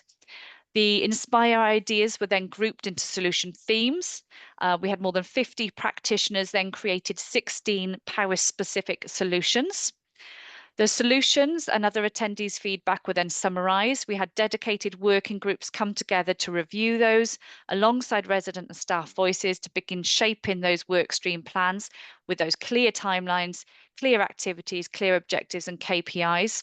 And then the plan workshops have taken place, focused on reviewing the emerging plans and gathering input on risk, mitigation and data insights as well. So you can just see how that all fits into the work that we've undertaken as part of phase 2. So resident engagement, we undertook resident engagement as part of mobilising the phase. And we got some really valuable insight around potential solutions in terms of strengthening the multidisciplinary working, creating visible, easy to navigate resources, embedding strength-based, etc. We had engagement with children and young people to be held by children's services where we could understand, explore those intergenerational relationships and efforts. We do need to do more in this area though. This can't be a one-off activity as part of this approach, absolutely. And we need to know that moving into the next stage implementation, how that engagement is going to be really key in certain areas. So this is just part of it, but certainly by any means is not the whole of what needs to happen in terms of resident engagement. But we're just giving you a bit of a snapshot here on this slide about some of the comments, some of the feedback that we had. You know, we should highlight what people can do rather what they can't. Some people saying there's not enough done until people reach that crisis collapse point, etc. Others saying we really value choice, ability to tailor services to our own lives, etc. So yeah, so some really, really valuable conversations happened a part of this phase 2, but absolutely we know there's more and more needs to happen in later stages. Okay, so on this slide, just a bit of a summary: diagnostic stage, system-wide co-design, real staff-led exploration of ideas, so focused on that, attendees who know the system as well, but also with partners. So we did have partners in those workshops as well, Powys Teaching Health Board, PAVO, other areas, services within Powys County Council as well. Really important to bring those together and designing unconstrained ideas as well. And then partner collaboration, emerging ideas have been shared, reviewed with partners, and looking at that system-wide feasibility, but also joint ownership for certain areas and partnership principles as well being absolutely key. So I'll whip through the next few slides, Chair, because we've got quite a lot of detail, but just about you know, the measuring success. We've agreed those operational KPIs, etc. We're in the process of confirming baselines for those as well, understanding the different contracts, financial measures in place. So how we deliver and lead to those financial savings, aiming to have financial glide paths, etc., all sorted, and continuing to examine and understand the existing power system, the data that we have behind it. And then on the right, I don't expect you to be able to see that detail, but that's just an example snapshot of kind of what we're looking at with a dummy dashboard that we bring in together all of this information. So we and yourselves as Scrutiny could be keeping an eye on the progress and that's being made against this. We are have appointed 2 workstream leads. I'm really pleased to announce here today they've been appointed, and I think they're taking up their roles on the 1st of October. So really pleased to have those key lead roles, workstream leads, starting and looking to build and drive this forward, moving forward as well. We're also working with colleagues from finance, BI, comms, etc., to make sure we've got the support we need from those corporate, really key, important services. Got a team onboarding plan in development. So we're looking at team building, capability building as well, real training where required, so that we're all ready and able to deliver on this, and making sure that we've got a strong emphasis on capability development and succession planning to make sure that we have the people in the right places to both deliver but also to sustain that transformation and leadership across the service moving forward as well. So next steps, is obviously delivering on the opportunities that have been identified. So making sure we got the right model and governance in place for those different work streams. And we've also got then those cross-cutting themes as well, absolutely key to underpinning the delivery as well. So delivering the change, these are the kind of things that we need to have in place. The service knows about the programs, its aims and timelines. And just to let you know, we have got a staff roadshows coming up with invites going out very shortly. So we're going to have really dedicated workshops with adult social care staff, going into the detail of what's come in and making sure that everybody's informed, engaged, enthused, excited, ready to get started on this. We're clearly articulating the alignment and the ambition for each of the work streams, including timelines, roles, responsibilities, program team onboarding, understanding their scope as well, a prioritized view of solutions for each of the work stream ready to go, governance in place, that KPI and benefit tracking is absolutely key, making sure we've got that, and then agreeing the implementation delivery option as well. So Chair, I have gone through that very quickly, but I know you've had the information before. I'm really happy to take any questions. Thank you. Thank you, Nina. Yes, I'm sure councillors have questions. Could you just answer just a couple of sort of high-level points to me on the findings? Were there any surprises? What was the benefit of having those findings, put in black and white? And then also on the specifics of the what's next. Are you able to give any examples at this stage in terms of projects, or if not, when will you be able to, and how can Scrutiny be involved? Okay, that's a lot of questions. Thank you, Chair. If I missed any, please pick up. Were there any surprises? There wasn't any surprises, which I hope you see as a good thing. We, as a service, I think in Powys actually, we have great data, we have great evidence, so we know the service quite well, and we know and knew where we felt the opportunities could be and would be. But what we didn't have was that really robust kind of analysis of those opportunities. So it's been great to be working with a strategic partner who's got that capacity that we were struggling with, as Councillor Shan said at the beginning. This is a really, really busy service. Everybody's dealing with business as usual, and finding the time to get into that strategic planning space was very difficult. So to have a team with that capacity and that capability and expertise to come in and do that with us was really valuable. Can I push you a bit further on that point then? Of course you can, So, for example, on the findings where they've said that service users were potentially not in the right size package, or they could be more independent, is what you're saying that you were aware of that in the numbers that they identified, but you didn't have the specific? What are you saying you didn't have in terms of the evidence then? Yeah, well, as you'll be aware, right sizing, for example, is something that we've been focusing on as a service very successfully over the last couple of years. Lots of great work, but what we didn't know was the scale of the opportunity as well. So we held, you may recall, we held really detailed workshops with looking at case reviews and looking at where the opportunities could lie, so that the scale of the opportunity and the cost of that opportunity and the number of people that could benefit from that opportunity. We didn't have that level of detail before. And that's great. That's great for us as a service now, because we know where to focus, because, you know, we can't change everything at once. We need to focus our time, our capacity, our resources on where we're going to have the biggest impact. And I mean, biggest impact in terms of people, because the money follows. If you do the right thing for people, the money is where it should be, isn't it? So we've now got that really detailed information. Is if we could do this here, it'll positively impact X number of people, and the positive impact it'll have financially is Y. So that level of detail, you know, I don't know of other local authorities who have that kind of level of detail. So that's been really, really valuable. And it's great. And there might be investment needed as well.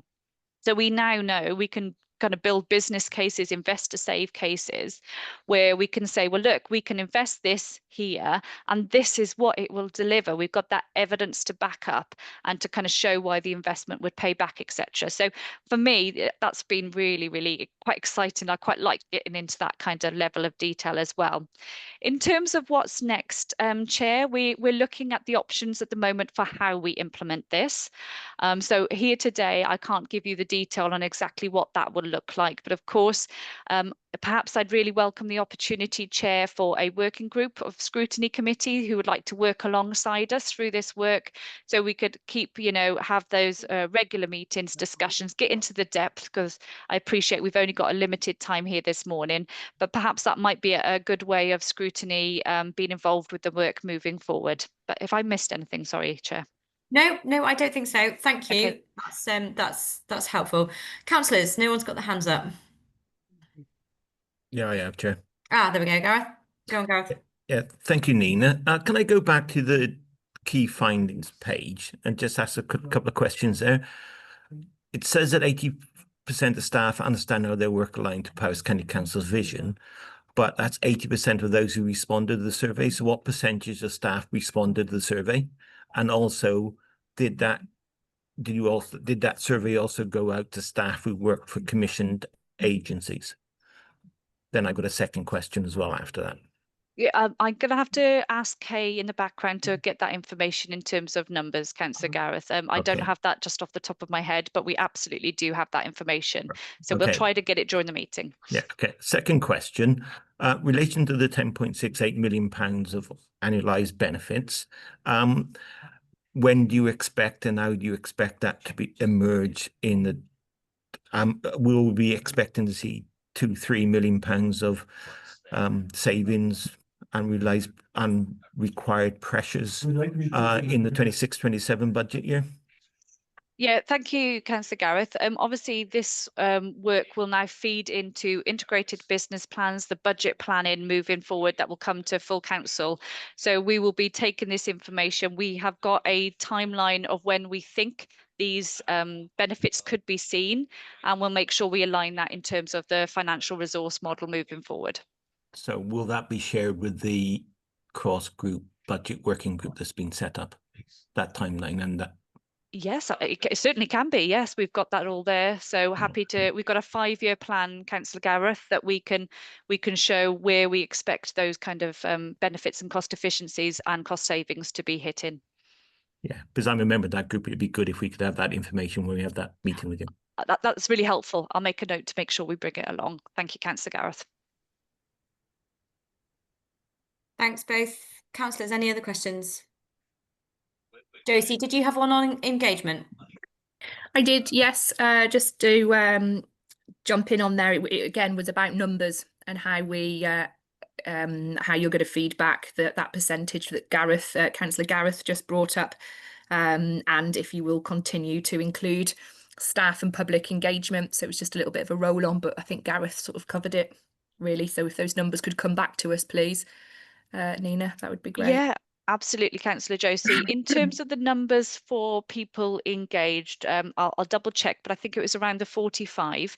They were really quite in-depth conversations at that time. So quite a bit of time sat down with people, having conversations. So as I hope you picked up on in my presentation, that engagement is absolutely key moving forward into the implementation stage to make sure that, you know, we are engaging, having those conversations, etc. So that's going to be a key part of it, as will the engagement with the staff, with yourselves as councillors, with Scrutiny, etc. We see that communication point as a really key element of implementing successfully moving forward. So I will get the percentages and numbers in terms of the staff survey, hopefully during the meeting. If not, I'll provide it ASAP for you. Thank you. Thanks, Nina. Thank you. Thank you. Is Councillor Chris still here? Yeah, there's 3 hands up, Chair.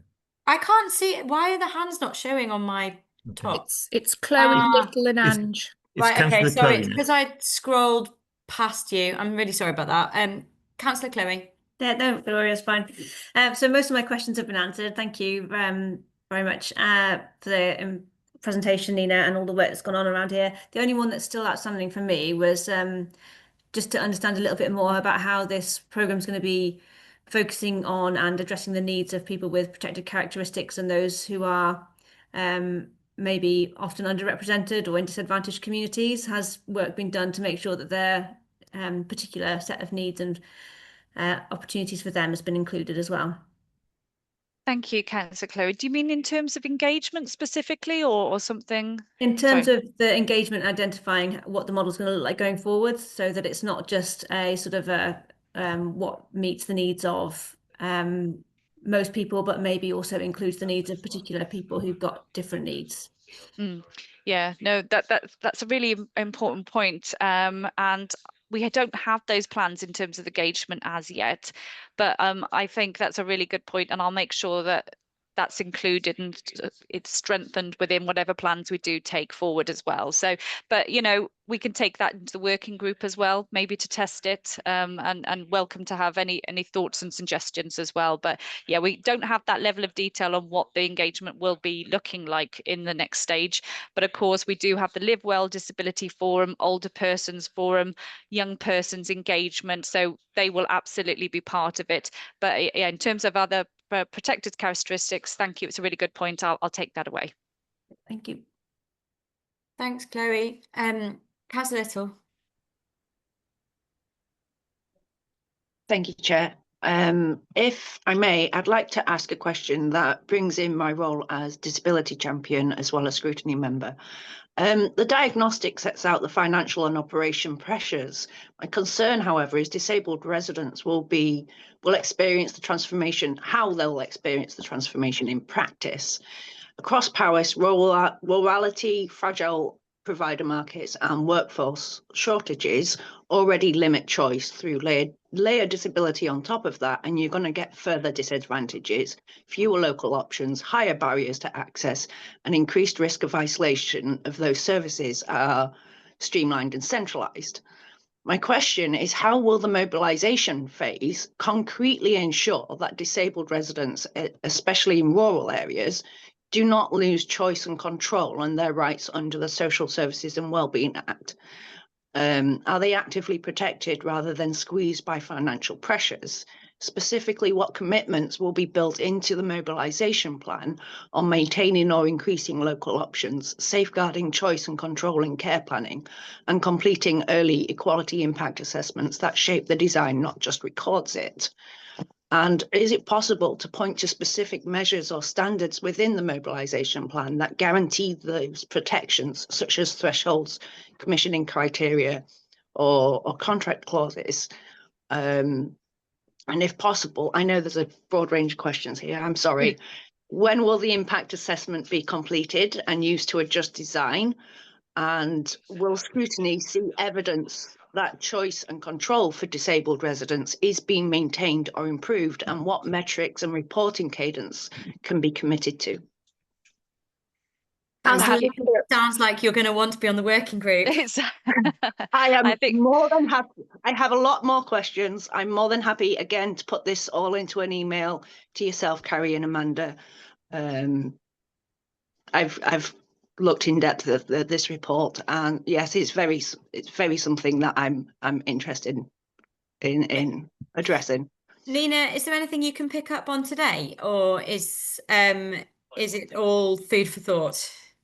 it's really great food for thought, but I would just say very quickly, because I'm aware of time, Chair, but this is about improving choice and control for people. And that's been a really key element of it, is focusing on individuals and what's best for them.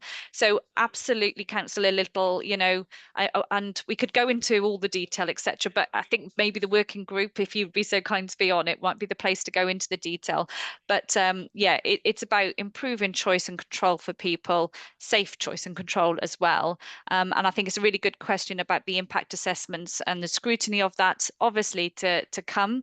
But yeah, we're happy to bring and share that with Scrutiny as and when those solutions are coming forward to be implemented, and making sure that we take that into consideration. So thank you. Thank you. Councillor Ange. Thank you, Nina. It was a very interesting read, wasn't it? A lot of work being done. I'm a bit worried about staff levels. That some of the things that are going to need to be done to improve the service, are we actually going to have enough staff to do it that are trained in the correct way? For me, when it comes to putting packages together, and the connections that we have with the health board when it comes to putting packages together as well, are they good enough? How much do we need to work on them? And going forward, I think we also need to have discussion with some of the private care companies, not the homes, the actual girls that go out day to day doing the job, because they know a lot more about what goes on than we do. They're there on the spot every day, and I think we need to talk to them when we're putting packages together, and when we're reviewing packages, they need to be involved, because those girls know exactly what the person needs. I can only talk personally. We've got at least a dozen packages in town that are oversized. And if you actually spoke to the girls that go out to see the people, they could tell you, well, yeah, they need us to go in the morning and wash and dress them. They need us to go at night. But them and their wife are happy to have lunch together, and the wife wants to cook lunch and they can eat together. And just those sort of things that staff can come and say, well, because we're short of carers anyway. And if they're doing packages that are too large, it stops them being able to do other packages as well, so it's ongoing. It's that conversation we can have, for me, with the private sector, our staff, and the time scale of moving it forward, really. Like, you've answered that because you said about your I can't remember what it's called, your timescale slotter, so that you know what you want to have done and how much money you kind of saved in that time. I know you answered that one, but No, okay. it's the other two, really. Yeah, no, thank you, Councillor Ange. And we've got Rachel Evans here with us this morning as well, because you're right, that commissioning piece is really, really important. And if it's okay, Chair, I'll ask Rachel to come in briefly. But in terms of the staffing levels, and do we have enough staff to do it? A really good challenge, really good question. And, I don't want anybody to be concerned about their jobs. We've got more than enough work to do in adult social care, etc. We might work in slightly different ways. And that's, no bad thing, isn't it? Perhaps that we adapt and change and modernise our working, etc. But happy to kind of like consider and share detail with Scrutiny in more detail as that comes moving forward. Connections with Powys Teaching Health Board, absolutely, Councillor Ange, really, really critical. We have involved Powys Teaching Health Board staff, both at the executive level and frontline kind of staff in PTHB throughout this whole piece of work. And we are having ongoing work with them to make sure that this work aligns with Powys Teaching Health Board's Better Together transformation work that they've got ongoing well. And we're working with them and PAVO in third sector. Where should we be concentrating our efforts as a partnership as well to make sure we're not duplicating or we're not cost shunting, to make sure we're not having negative unintended consequences on our key partners, but also where we focus our time and energies as a group where we can deliver better outcomes together as well. So just to give you assurance that that work is happening. And Chair, would it be all right if perhaps Rachel could just give a very brief response in terms of the commissioning? Hi, Rachel. Well, good afternoon, everyone. Yes, just very briefly, just wanted to pick up on that point around the commission providers and the care staff in particular. And firstly, I want to give a bit of a reassurance that none of this work is starting from scratch. We've already have a huge amount of work that's already been successful, such as the modernising domiciliary care programme of work, which has already increased capacity in the market, reduced the number of people who are waiting for services. And as part of that programme of work and the number of work streams also includes working very, very closely with provider services and care staff in order to make some of those significant changes.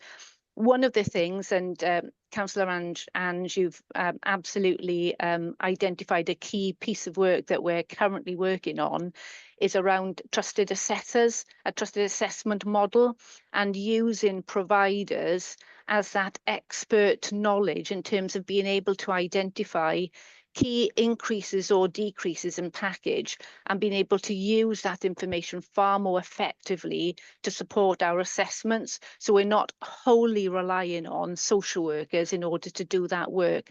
So that's a key piece of work that we've already got in train, but a really good point. Thank you. Thank you. Thanks, Ange. Has that answered all your points? Yeah, I think so. It was the ongoing, the staffing, and yeah, the commissioning. Really, those were my three main things that haven't already been asked and answered, if that makes sense. Thank you. Thank you. Carrie Ann, can I just check what time we've got this meeting in the diary until? It's until 12:30. Is that still okay with officers? Mm-hmm. Yep. Okay. Councillor Chris. Thank you, Chair, and thank you, Nina, for the Oh, you're very quiet, Chris. Thank you for the presentation and obviously the papers that have come through. It is exciting, and I think there are opportunities there.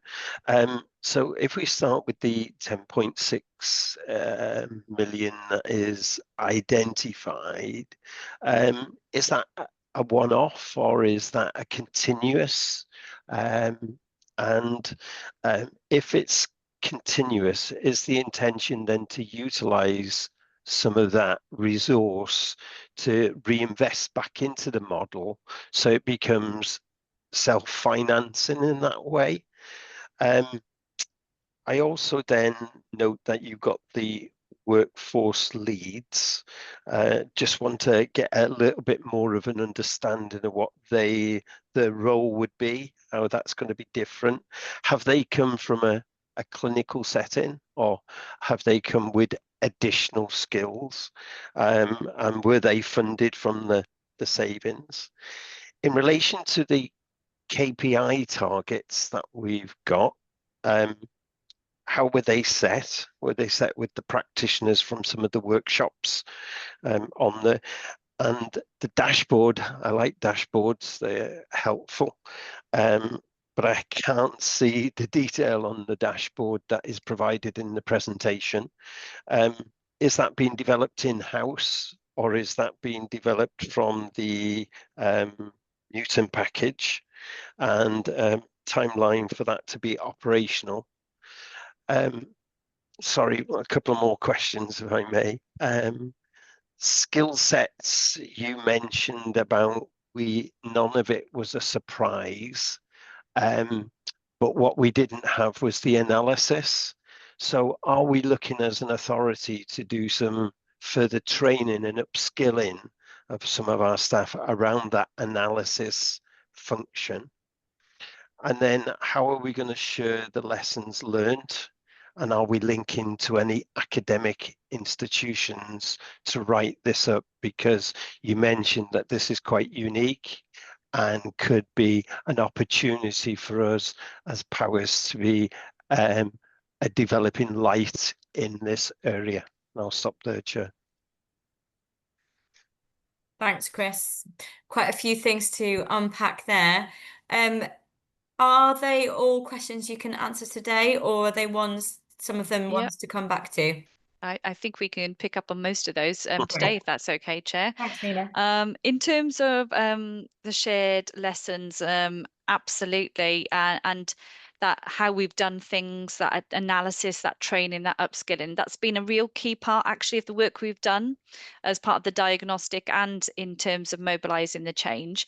We've undertaken shared learning, both across Powys County Council. So we've done a learning event with senior managers. So senior managers across the council were invited to attend that.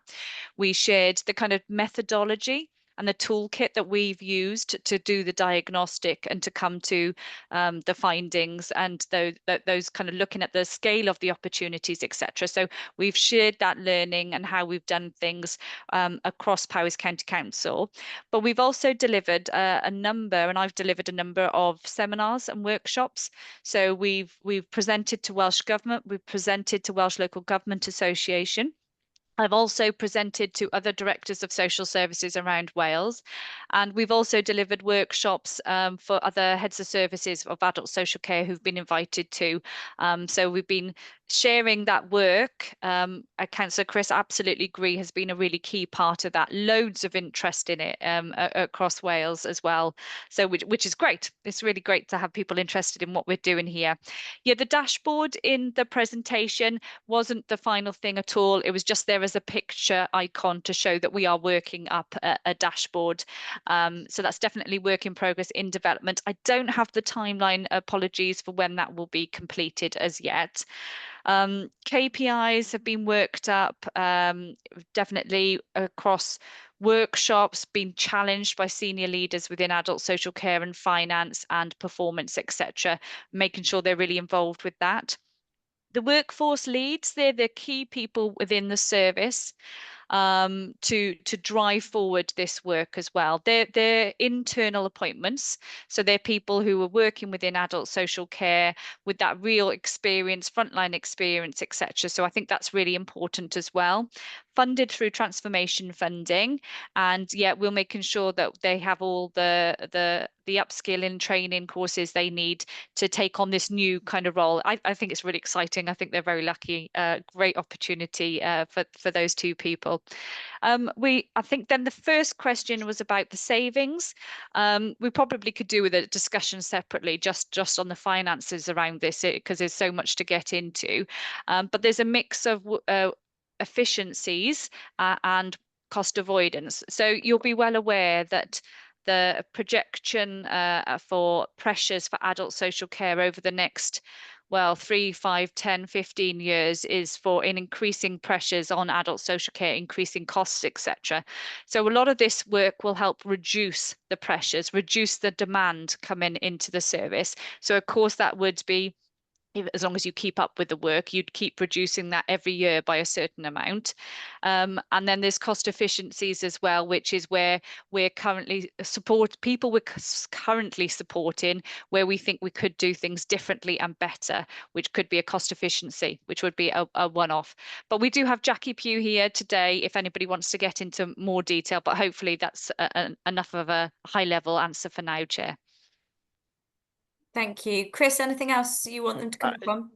No, I mean, I just wanted to pick up regarding the workforce leads. If they've come from internal, are we replacing those staff so that their roles are covered, so that we don't lose capacity Absolutely, in other areas? Yeah, Yes, yes. great. Thank you both. Councillor Little. Oh, actually, sorry, Councillor Little. Sian, did you want to come in on that specific point that was just raised? Or is it a separate point? I was actually coming in on Councillor Angie's point, but I can come in at the end if you want to, Okay. Councillor Little. Yeah, Councillor Little. Thank you, Chair. I just wanted to raise one small but important point from the discussion. Care staff were referred to as girls at one point, and while I'm sure this wasn't meant negatively, it's worth noting that our care workforce also include men and non-binary workers. And using gendered terms increases the risks of reinforcing harmful stereotypes and stigma. They're professional care workers, and it's important we describe them in a way that respects and reflects the value we place on their role, regardless of gender. So could we agree in future to use more appropriate language, such as professional care workers, in our committee meetings and papers moving forwards? Thanks, Councillor Little. I'm sure that point will be taken on. Was the term girls in writing or in, I must have missed that. It was spoken within the discussion. I can't remember which councillor it was, I'm afraid, sorry. Okay, thank you. Sorry. I think I would be surprised to see it in writing. So, but yes, thank you for making that point. Councillor Sian, can I leave you to the end? Sian, is that okay? Councillor Gareth. Sorry, I forgot to unmute myself. Thank you, Chair. Just a couple of points. We mentioned the KPIs. You've got the 16 operational KPIs, and I'm really pleased to see that you're actually trying to baseline them, because I get very frustrated when I see KPIs that have got no clear baseline. So that's really good. Of those 16, are there going to be 3 or 4 key KPIs that aren't operational that you can actually, or that are the high level operation that you can share with us as a scrutiny? And the second question, perhaps maybe to Jackie more than yourself, of the reduction in future pressures, how much of that is already built into the FRM? So are we going to see the FRM figure for 26, 27 reduce, or is that, or perhaps that 10.6 million won't have that impact on 26, 27? It's just run that time when we think the efficiencies can be made and impact on the net spend for the service. Sorry, Jackie. Jackie. Mm. I think she was hoping she'd get away lightly. I was, yeah. Afternoon. It's all been profiled as best we can where we think it's going to occur, and it is in the next 5 years. And the cost avoidance has been taken off the demography figure, and it is within the current FRM that's going to be presented to councillors. Okay, thank you. And I'm happy to pick up on the KPIs and say I'm happy to share all of them with you, Councillor Gareth and Scrutiny, and would certainly anticipate doing that. Yeah, I'd be I happy. misunderstood. No, I think be happy for us to have sight of the full 16, but Yeah. I'm just wondering, are there a few key, 3 or 4 key ones that we could have reported, say every 6-9 months, just an update with other KPIs? Yeah, absolutely happy to take that away about how we look at that. But yeah, these are going to become part of our core suite of KPIs that we're looking at monthly and quarterly, just to give you that assurance. And we are just working with finance to conclude the financial KPIs as well. So just work ongoing in that area at the moment. So thank you. Thank you. Councillor Sian. Thank you, Councillor Amanda. Yeah, it was just really briefly just to sort of augment the response to Councillor Ange as well, because there's a part of this work that I'm particularly enthusiastic about that I think is particularly interesting and exciting. So we knew that we needed to identify the way forward with capacity and capability of teams, and that was actually one of the objectives set out in the specification for the work from the very beginning with the strategic partner. And and a restructuring of the workforce has been going on throughout this work as well. But key to this work has been really genuinely involving staff at all levels of the adult social care workforce.